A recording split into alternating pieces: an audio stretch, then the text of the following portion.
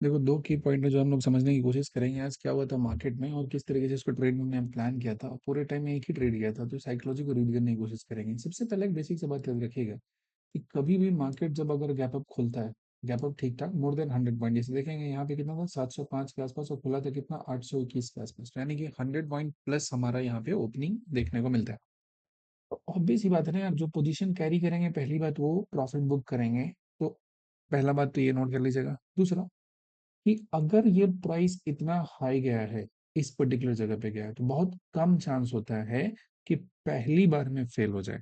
I repeat, अगर इस high पे गया है तो बहुत कम चांस है कि पहले ही पुश में फेल हो जाए, प्राइस ऊपर से नीचे की तरफ आ जाए।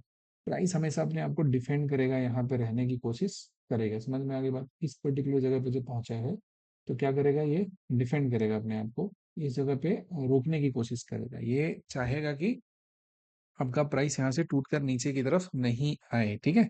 इसी जगह पे होल्ड कर जाए, इसी जगह पे ये रुक जाए। तो प्राइस का यहाँ पे चांसेस होता है कि रुक जाए। अगर फेलियर यानी कि डाउनसाइड प्लान कर रहे हैं, यानी कि जो सेंटीमेंट बना है यहाँ पे ऊपर की तरफ जाने के लिए, वो सेंटीमेंट क्या होना चाहिए यहाँ पे? फेड होना चाहिए। अगर वो सेंटीमेंट फेड नहीं हो रहा है, ये पहली फर्स्ट रन में हम लोग को फेड नहीं सोचना है, ठीक है?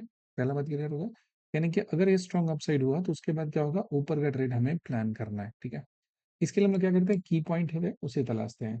तो यहाँ पे हमने देखा था कि ये जो पूरा का पूरा डाउनसाइड का मूव स्टार्ट हुआ था, उसमें उससे पहले मार्केट कहीं ना कहीं इसी जोन में आपका रुका था, और ये जो जोन था इसी जोन में एक क्या, ये हमारा लो था, इसके ऊपर में जो हाई गया था, इसमें इस रेंज का मैनिपुलेशन हुआ था। उसके बाद प्राइस हमारा यहाँ पे फॉल करना स्टार्ट किया था 3 नवंबर में बात करेंगे तो स्टार्टिंग में ही। अब इसके बाद आप देखोगे कि ये जो हमारा पूरा का पूरा रेंज बना था, इसी रेंज के ऊपर में प्राइस खुला, ठीक है? इसके हिस्से के ऊपर में अगर हम बात करें, कहीं इसके पास खुला था, इस वाले स्विंग के आसपास में प्राइस से खुला था। तो इसमें होता है कि अगर यहाँ से चलना स्टार्ट करें तो नेक्स्ट हमारा ये जो स्विंग हाई होता है, ये हमारा टारगेट होता है, जहां तक के लिए हम लोग एक नॉर्मल सा जो प्लानिंग होता है वो करते हैं। ठीक है जी। तो अब जो एरिया जहाँ पे प्राइस बहुत टाइम बिताया, यानी कि देखेंगे ना, इस वाले जोन में प्राइस बहुत टाइम बिताया, अगर लो हो गया और ये हाई है तो लगभग लगभग इसी जोन को अगर लेकर चलते हैं तो बहुत टाइम तक ये प्राइस यहाँ पे होल्ड किया है। अब किस तरह के साइकोलॉजिकली जो चीज़ें होती है, अब वो समझाने की कोशिश कर रहे हैं। ध्यान से देखेंगे तो बहुत कुछ अब सीखेंगे। तो जोन का जो लगभग एवरेज मिड पॉइंट था, वहाँ का हम बात करेंगे। तो देखेंगे पहला ही कैंडल टूटा, दूसरा यहीं से रिवर्स ले लिया ऊपर की तरफ। अगेन इतने हाई पे ये रिवर्स पे ट्रेड नहीं करते हैं, ठीक है? ये जो पहली बार जो तुरंत में प्लान किया ना, जो भी बड़ा पोजीशन बनता है वो अच्छा दाम पे बनता है, इसे भाग के नहीं बनता है। तो इस जगह पे क्या हुआ कि ये जो बाउंस यहाँ पे बन रहा था, इस बाउंस पे एंट्री नहीं बनता है। जब यहाँ से फॉल करके आना स्टार्ट हुआ, क्या बताया, मैंने रिपीट किया कि जब स्ट्रॉन्ग सेंटीमेंट में शॉर्ट नहीं करते हैं तो वहां पे जो गैप अप बन भी रहा है, तो उसमें हमको प्लान करना है कि हमें कब एंट्री मिल जाए वहां पे, अपसाइड का जो ट्रेड है वो करने का। वहां पे शॉर्ट का प्लान करेंगे तो हमारे लिए क्या हो जाएगा, दिक्कत हो जाएगा। समझ में आ गई बात? तो वहां पे शॉर्ट के बारे में हमें सोचना नहीं है, ठीक है? ट्रेंड के डायरेक्शन में ट्रेड जो होता है ना, आमतौर पे प्लान करना होता है। जब तक फेलियर के लिए सेकंड पुश का हमें जरूरत होता है, फर्स्ट पुश में कभी भी फेलियर पे हम लोग बेट नहीं लगाते हैं। तो ऑलवेज हमें वेट करना है किसका, सेकंड जोन का, जो सेकंड अटेम्प्ट है फेलियर का, हमें उसका वेट करना है, हमें उस पर काम करना है। फर्स्ट जो अटेम्प्ट होता है उस पर हमें ध्यान नहीं देना है, हमें उसको क्या करना है, इग्नोर करना है वहां पे, ठीक है? अब जरा देखो एक बात कि इस जगह प्राइस है, तो अब जब यहाँ पे प्राइस थोड़ा टाइम रुकता इस जगह पे, इस पर्टिकुलर जगह पे, तभी आप अपसाइड का ट्रेड प्लान कर सकते हैं। अदरवाइज यहाँ पे ट्रेड प्लान करने का कोई मतलब नहीं होता है। लेकिन अब यहाँ पे क्या हुआ कि कुछ ज्यादा ही फिनोमिनल टाइप का चीज हुआ। ये सिंगल कैंडल में पुश दिया यहाँ से यहाँ तक, तो अगर इसमें कोई जम करके ट्रेड कर लेता है तो वो इंसान नहीं, भगवान है। एक सिस्टमैटिक जो प्लानिंग के साथ ट्रेडिंग करने वाला इंसान होता है, कभी भी इस कैंडल पे वो ट्रेड प्लान नहीं करेगा, ठीक है? Will always wait for like कि हाँ, एक रीजनेबल हमारा एंट्री यहाँ पे होना चाहिए सर, रैंडम तरीके की एंट्री नहीं होना चाहिए। तो ये जो हमारा बन रहा है, ये जो कैंडल का फॉर्मेशन यहाँ पे हुआ था, बहुत सडन स्पाइक दिया। तो याद रखना है कि सडन जो स्पाइक होता है इसमें हमें एंट्री नहीं प्लान करनी है। और सडन स्पाइक पे ऑप्शन का जो प्रीमियम होता है वो आमतौर पे ज्यादा हो जाता है, तो हमें छोड़ देना वहां पे, ठीक है? अब देखेंगे इसके बाद जो प्राइस है ना, यही टाइम तक बहुत देर रुकने लगा। तो अब समझो जरा बात कि आप उस डायरेक्शन, यहाँ पे तो पहली बात है कि हमें शॉर्ट नहीं करना है, यहाँ पे प्लान नहीं करना नीचे रिवर्स होने का। जनरली अगर फर्स्ट हाफ में सेंटीमेंट पॉजिटिव है तो थोड़ा बहुत जो प्रॉफिट बुक होगा वो सेकंड हाफ में होगा। फर्स्ट हाफ में इमीडिएटली बहुत ज्यादा नहीं होगा, और बहुत ज्यादा होना होता तो यहीं से स्लिप कर जाता, ठीक है?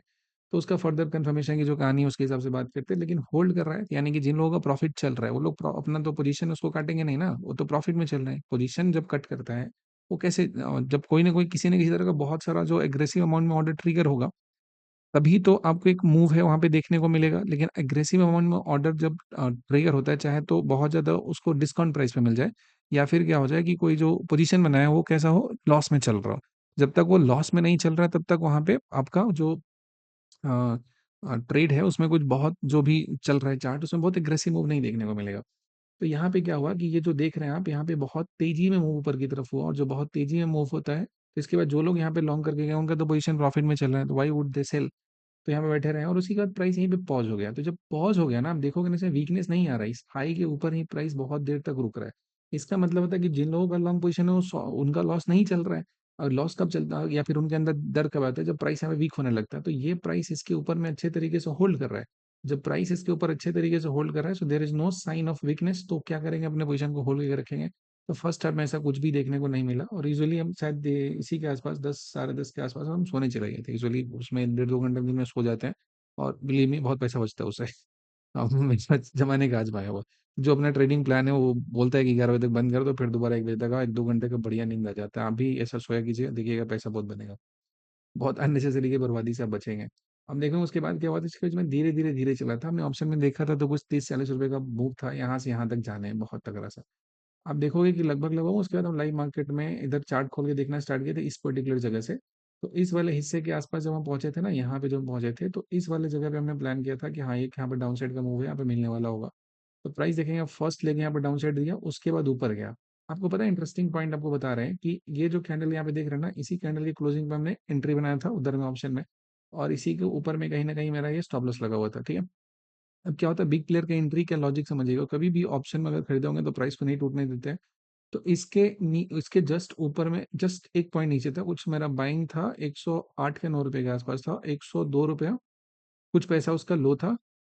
उसके जस्ट पीछे वाले के 102 रुपये लगाया था। और ये आप देख रहे हो ना, यहाँ से जब प्राइस चलना स्टार्ट हुआ, ग्रीन बनाया है, और ये कैंडल जो ऊपर हाई मारा है इसके ऊपर निकाल दिया, लेकिन स्टॉप लॉस के पास तक नहीं गया।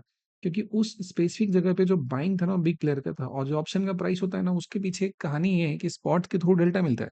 लेकिन ऑप्शन में क्या होता है कि अगर इस जगह पे प्राइस आ रहा है, इसे बहुत ज्यादा लोग खरीदने आए ना, तो भले ही स्पॉट इसी जगह पे रहेगा लेकिन ऑप्शन के प्राइस में स्पाइक आना शुरू हो जाएगा, बढ़ना स्टार्ट हो जाएगा, बिकॉज डिमांड से आता है वोलेटिलिटी।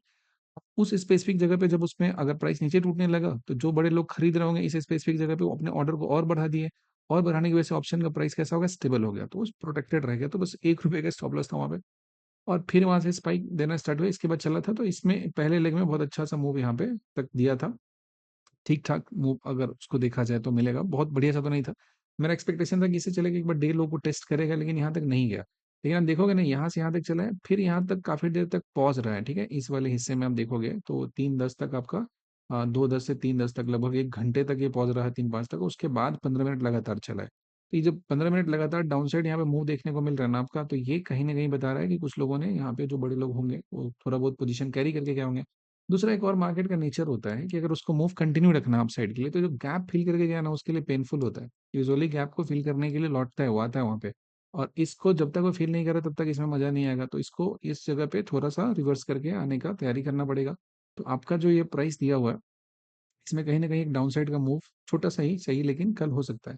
बट ओवरऑल ट्रेंड कैसा है, पॉजिटिव है। तो डाउन साइड में बहुत एग्रेसिव नहीं होंगे ट्रेंड की डायरेक्शन में, तो हमें अब इसमें तो छोटा ट्रेंड मिलेगा लेंगे। लेकिन अगर मुझे इस वाले जोन में मुझे अच्छे प्राइस पे अगर मिल जाता है लॉन्ग करने के लिए, तो आई प्लान। बट ये ध्यान से देखिएगा कि समझिए कि जिनने पोजीशन कैरी किया है उनके साथ क्या हो रहा है। अब जब तक दूसरे वाले की साइकोलॉजी को नहीं समझेंगे ना, तो आप सही डिसीजन नहीं बना पाएंगे। आप बार बार यहीं से पता चला कि दौड़ दौड़ के रिवर्सल प्ले करना स्टार्ट कर देंगे, तो आपको मार्केट निपटा देगा। और इस क्लियरिटी के साथ जब माइंड को रखेंगे ना आप मार्केट में, तो आपका पैसा मार्केट में बन जाएगा, ठीक ठाक बन जाएगा। और बाकी यहाँ तक कैसा लगा होगा जरूर बताइएगा। Thank you.